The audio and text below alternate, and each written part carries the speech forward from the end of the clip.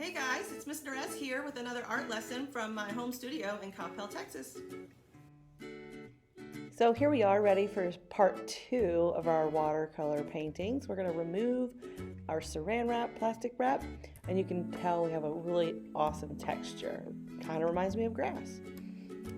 And we're also going to be removing the salt from the sky. It's going to take a lot of rubbing.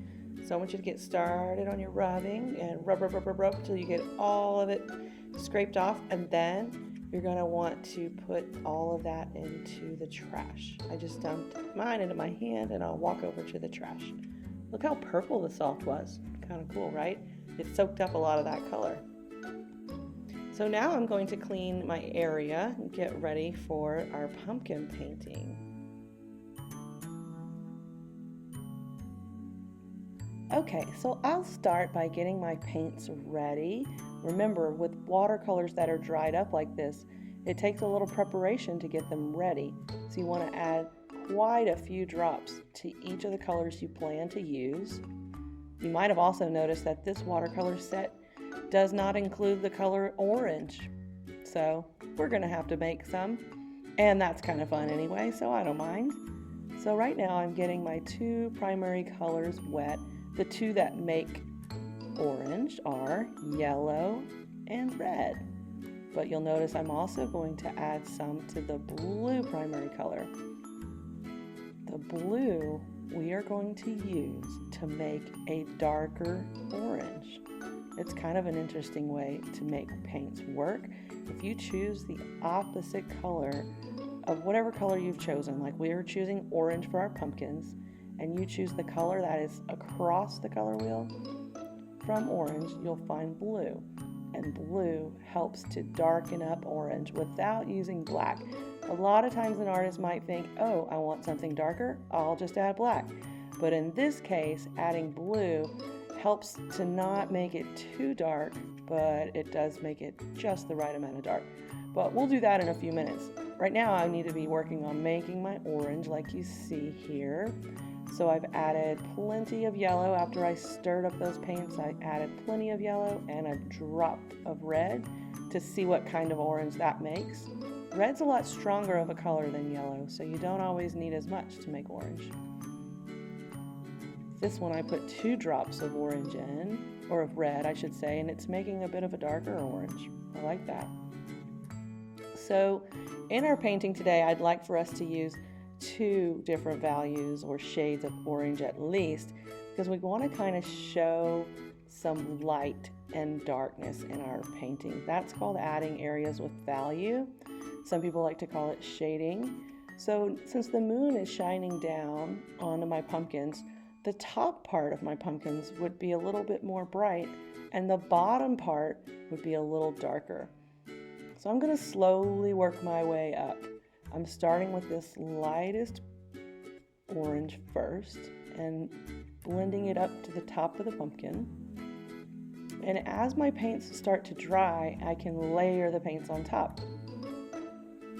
Drying between layers is important, otherwise you usually end up with lots of puddles. And those puddles can get a little bit messy, so we want to try to avoid puddles, but just use a little paint at a time.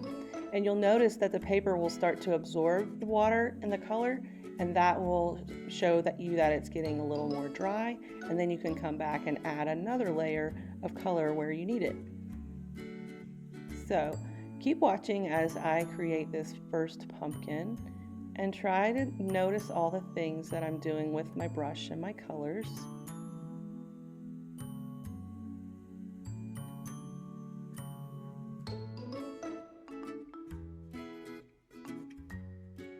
Notice here I'm adding a little bit of the lighter color orange to the top. That lighter color will help it look like it's lit up by the moon, but I'm going to need to make the bottom of my pumpkin a little darker. So remember before we got our blue paint ready to go, so I'm going to add a teeny tiny touch of blue to my darkest orange and mix it together and notice what it does. Here we go.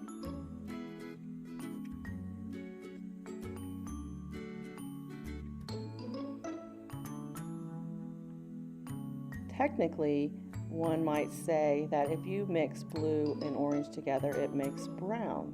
But since I'm just using a tiny bit of the blue, it's not exactly brown, but it's definitely a darker orange. And it's almost starting to look as though there's a shadow underneath my pumpkin. So keep watching. Oh, it's starting to look nicer now.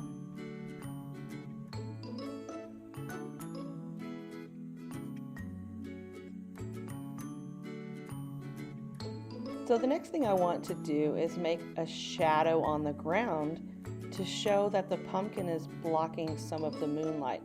So I'm going to use green since the ground is green, but I'm going to try to darken my green without using black. Red is the color that is opposite of green on the color wheel. Those two colors also make brown, but notice it kind of looks like a red brown, so I'm going to put a little bit more green into it until I like what I see. Oh, that looks much better. When you place a cast shadow on the ground, it can really help your art look more three-dimensional. So I'm just filling in a little area that's almost kind of the shape of the pumpkin, showing that the light from the moon is being blocked by the pumpkin. It's a little shadow. We'll do that same thing to the other pumpkins.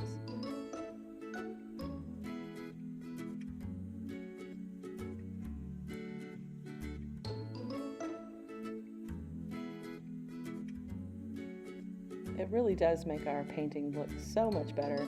It kind of pops with a shadow.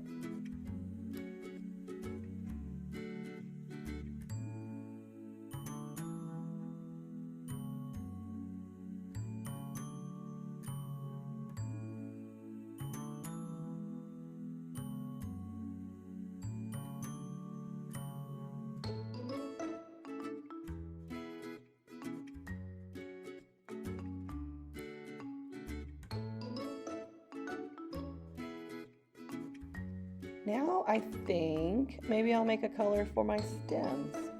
You know, oftentimes while a pumpkin is still growing, the stems are green. But after the pumpkins are taken out of the patch and moved to the store, a lot of times the pumpkin stems will start to look brown. So I think I'm going to make a mixture. I'll start with a little brown, so I have to get it wet and wake it up. Just like this. That's probably enough. And now I'll just add a little green to that. So we'll kind of have like a brown green. Nice. All right, let's see. Oh, I can even use that for my leaves. That looks pretty good. Now I'll do the others. Don't put too much paint on your brush for those smaller ones. You'll make a puddle. You could always absorb puddles with a little corner of a paper towel. That's helpful sometimes.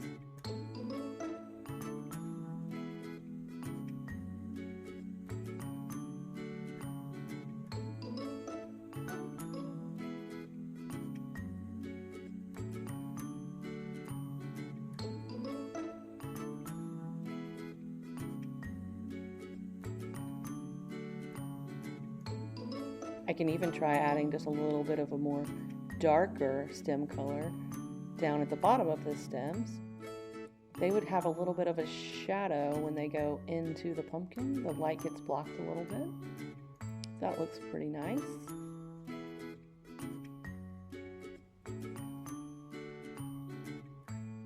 So my pumpkin has had a little time to dry. I think I'm going to add some more color to it. So I can put more of the darker orange at the bottom and then blend my way up to a little lighter at the top. And the second or third, maybe even layer of paint here is really kind of adding a little bit of realism to that pumpkin. Okay, now I'll paint the last few little pumpkins and then I'll talk to you about the moon. So here we go.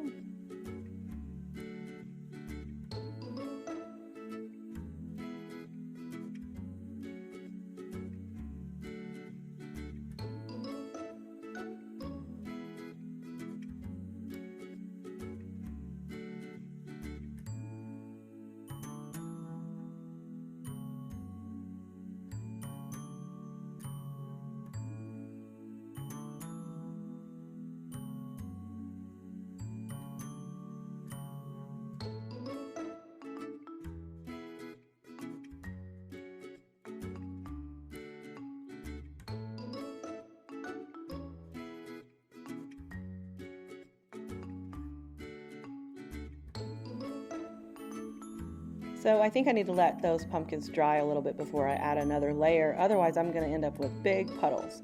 So let's talk about the moon. I'm going to grab my crayon again and draw some craters.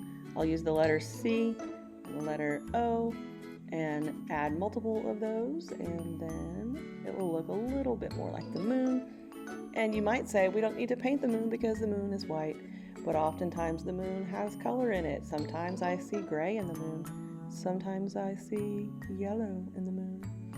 So right now I am going to be making my very own gray. To make gray you need black and white. But we don't have white watercolors, so notice that I got a little bit of black on my palette and then I added a few drops of water to lighten up that black.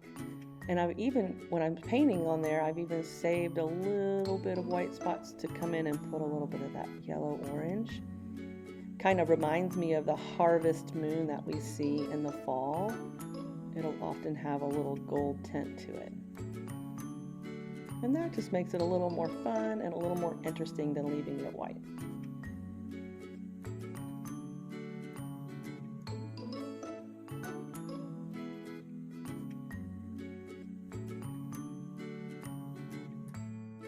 So I think my paper has had a little bit of time to absorb the first layer of pumpkin watercolor. So I'm going to go back and add a little more dark orange to the bottom of my pumpkins.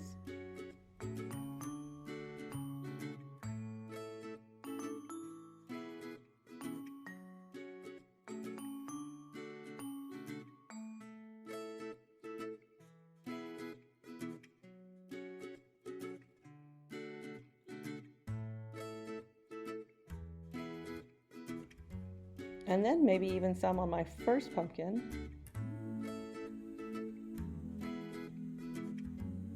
And I think you'll start to notice that when you layer your watercolors on top of each other, letting them dry in between, you can really build up some beautiful layers and make your pumpkin look more realistic that way.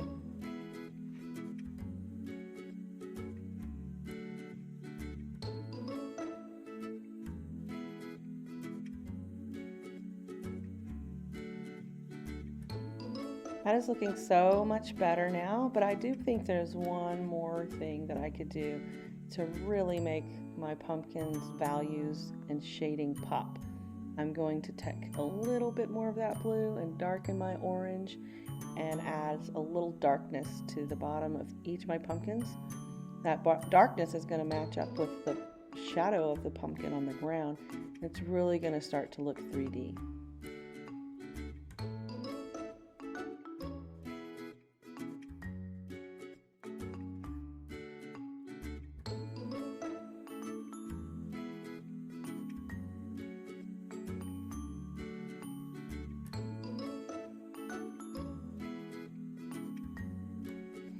Okay, so I think that about does it, but let's not forget a great artist always has to be great at cleaning up.